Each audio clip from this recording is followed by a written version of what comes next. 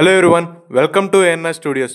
భారతదేశంలో పోలీస్ వ్యవస్థలో సంస్కరణలు చాలా అవసరమైనవి. జనం న్యాయపరంగా రక్షించబడటానికి, పోలీసులు విధులు సక్రమంగా ఉండడానికి చర్యలు తీసుకోవాలి. ఎలక్ట్రానిక్ ఆధారాలు మరియు సాంకేతికత వినియోగం పోలీసుల పనితీరును మెరుగుపరుస్తుంది. మరి అలాంటి పోలీస్ వ్యవస్థలో ఎటువంటి మార్పులు రావాలో అడ్వకేట్ అల్లం నాగరాజు గారి మాటల్లో విందాం. పోలీస్ రిఫార్మ్స్ గురించి మనం ఇప్పుడు మాట్లాడుకోబోతున్నాం. పోలీస్ డిపార్ట్మెంట్ రిఫార్మ్స్ అనేది సమాజానికి చాలా అవసరం. ఎందుకంటే ఇప్పుడు ఈ పోలీస్ డిపార్ట్మెంట్కి వాళ్ళకున్న బాధ్యతలకు పౌరులకు ఉన్నటువంటి సంబంధం ఏంటంటే, ఎవరైతే బాధితులు ఉంటారో వాళ్ళ బాధను చెప్పుకోవడానికి, కంప్లైంట్ చేయడానికి పోలీస్ స్టేషన్ ఆశ్రయిస్తారు. వాళ్ళు జ్యుడిషియరీ వ్యవస్థకును బాధితులకు మధ్యవర్తిగా వ్యవహరిస్తారు. కాబట్టి వీళ్ళ బాధ్యత సమాజంలో చాలా ముఖ్యమైనది. కానీ ఈ డిపార్ట్మెంట్ మీద ప్రస్తుతం ఉన్నటువంటి అలిగేషన్స్ ఏంటంటే బాసిజం. బాసిజం ఏంటంటే కింది స్థాయి కానిస్టేబుల్ స్థాయి నుండి డీజీపీ స్థాయి వరకు హైరార్కీ సిస్టంలో ఒకరి మీద ఒకరు వాళ్ళు ర్యాంక్ సిస్టంలో ఉంటారు.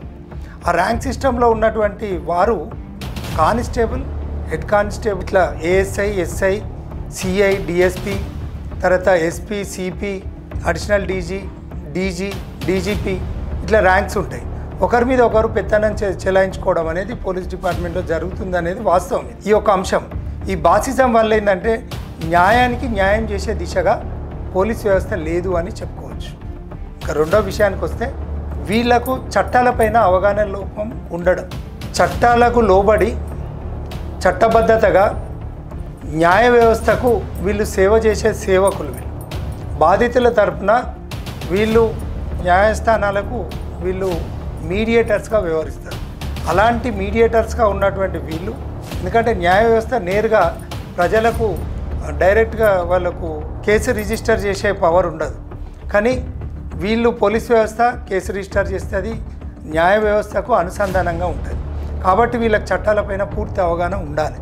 కానీ వీళ్ళకు పెరుగుతున్న నేరాలు, ఆర్థిక నేరాలు, ఈ సైబర్ క్రైమ్స్ లాంటి నేరాలకు వాటిపైన వీళ్ళకు సరైన శిక్షణ లేదు. కాబట్టి ఏమవుతుంది, సరైన నేరస్తుని పట్టలేకపోతున్నారు. ఇదొక కారణం. మూడో కారణం రాజకీయ ఒత్తిళ్లు. ప్రతి రాజకీయ నాయకుడు పోలీస్ వ్యవస్థ పైన జులుం చూపెట్టి వాళ్ళు అనుకున్నదే నెగ్గించుకునేటట్టుగా వాళ్ళు వీళ్ళ కింద సేవకులుగా మార్చుకుంటున్నారు.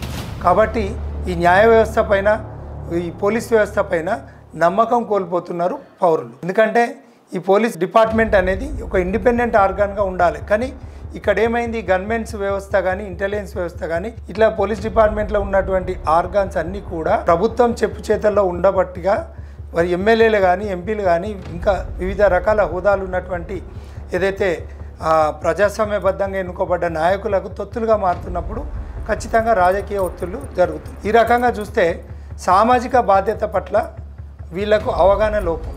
ఎందుకంటే వీళ్ళు మర్చిపోతున్నారు పోలీస్ డిపార్ట్మెంట్. వాళ్ళకి ట్రైనింగ్లో నేర్పిన ట్రైనింగ్ ఎవ్రీ ఇయర్ వాళ్ళకు రిఫ్రెషర్ కోర్స్ అనేది ఒకటి కంపల్సరీ 15 డేసో 1 వీకో ఇవ్వాల్సిన అవసరం ఉన్నది. ఎందుకంటే వీళ్ళకి అకాడమీస్ ఉంటాయి, కళాశాలలు ఉంటాయి. కాబట్టి వీళ్ళకు ఖచ్చితంగా పోలీస్ డిపార్ట్మెంట్కు వాళ్ళకి శిక్షణ ఇవ్వాల్సిన అవసరం ఉన్నది. సామాజిక బాధ్యత పట్ల ఖచ్చితంగా ఇవ్వాలి.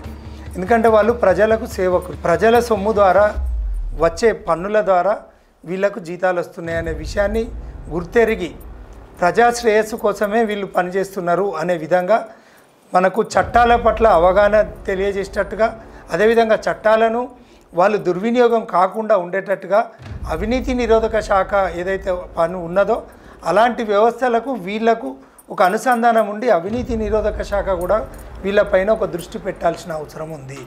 ఈ విధంగా రిఫార్మ్స్ తీసుకురావాల్సిన బాధ్యత ఎవరిపైన ఉంది? చివరిగా మనం మాట్లాడుకునేది ఎవరిపైన ఉంది? కేవలం ఇది డెమోక్రటిక్ సిస్టమ్ పైన మన ఆధారపడి ఉన్నటువంటి లెజిస్లేటివ్ ఆర్గాన్ పైన ఉంటుంది.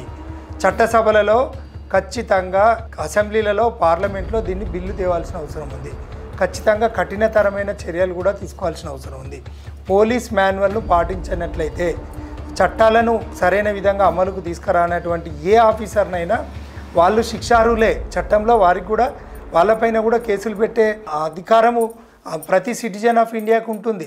కానీ ఎవరు కూడా ఇక్కడ ఏం జరుగుతుంది అంటే ఒకటి ఇక్కడ ఇది నీరు కారిపోతుంది ఏంటంటే, వాళ్ళు పోలీస్ డిపార్ట్మెంట్ మీద కంప్లైంట్ ఇస్తే ఎవరైనా అదే డిపార్ట్మెంట్కు మళ్ళీ రీ ఎంక్వైరీకి పోతుంది. కాబట్టి వాళ్ళకు సేమ్ డిపార్ట్మెంట్ కాబట్టి బయాస్ అంటే పార్షాలిటీ పక్షపాత వైఖరి జరుగుతుంది కాబట్టి ఎవరు కూడా కంప్లైంట్ ఇవ్వాలన్నా సుముఖంగా చూడరు.